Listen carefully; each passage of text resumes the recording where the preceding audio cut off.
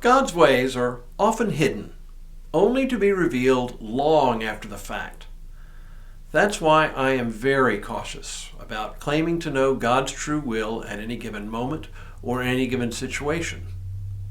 This point is brought home powerfully in a long story about a family whose treachery against one of their own brought about a most unexpected result.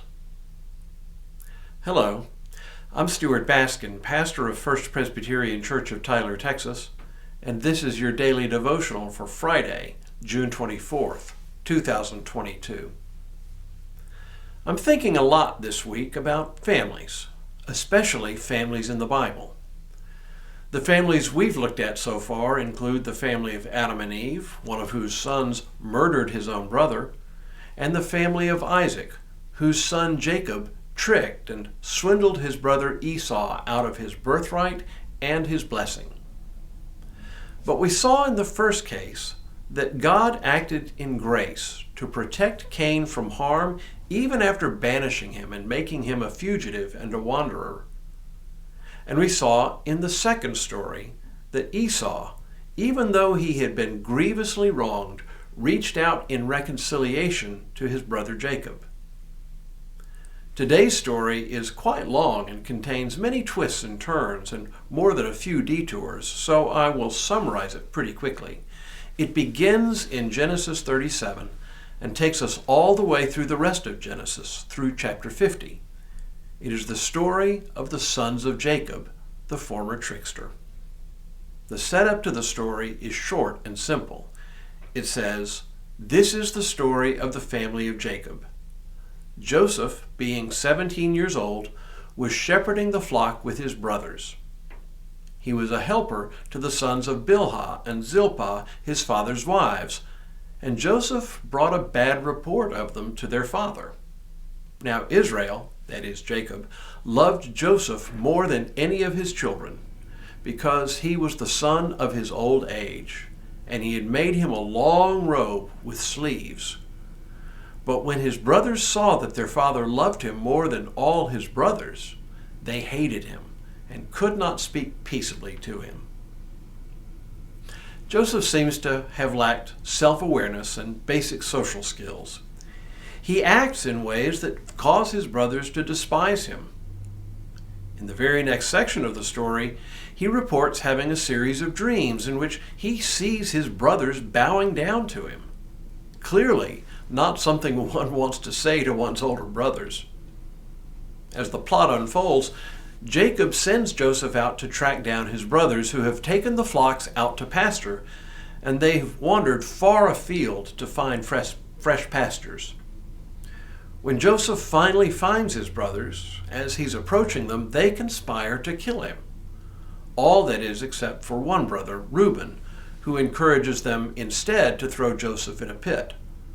Reuben intends to rescue Joseph and return him safely home. But at this point in the story, Reuben apparently leaves the group, and the other brothers spot a caravan of Ishmaelites, and they sell their brother to this passing group. The Ishmaelites, in turn, end up selling Joseph to an Egyptian official named Potiphar. And so, Joseph ends up a slave in Egypt. But now, Joseph's ability to interpret dreams becomes an asset rather than a liability. He's able to interpret some dreams that have been disturbing Pharaoh himself. Seeing the value of Joseph's abilities, Pharaoh frees Joseph and makes him an official in his court.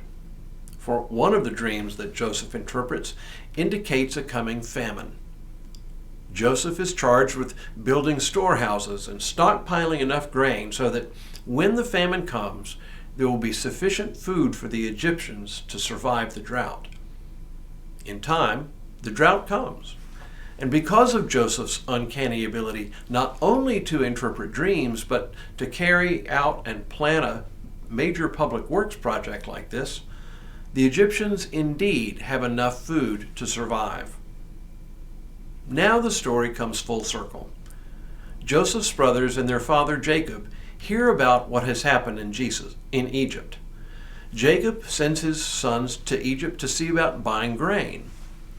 He does this not once, but twice.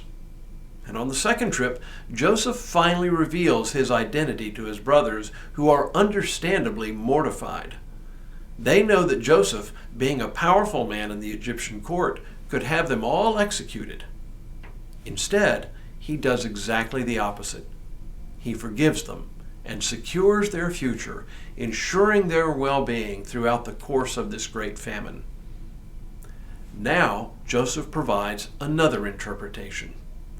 But this time, instead of a dream that foretells the future, it is an interpretation of the past and what God has been up to all along, something Joseph only now apparently comprehends. He says to his brothers, "I am your brother Joseph, whom you sold into Egypt. And now do not be distressed or angry with yourselves because you sold me here, for God sent me before you to preserve life. For the famine has been in the land these 2 years, and there are 5 more years in which there will be neither plowing nor harvest. God sent me before you to preserve for you a remnant on earth, and to keep alive for you many survivors. So it was not you who sent me here, but God." What Joseph plainly sees now is a grand design on the part of God, who took the treachery of Joseph's brothers and turned it into an instrument of God's will to protect this chosen but deeply flawed family. And once again, God's way of grace and reconciliation prevails even over the darkest of human impulses, where even the worst schemes of jealousy and hate are redeemed by God's all-encompassing compassion. Tomorrow, you guessed it, another family, another betrayal, and another sign of God's promises. But for now, may God continue to bless you and keep you in all that you do this day and in all the days ahead.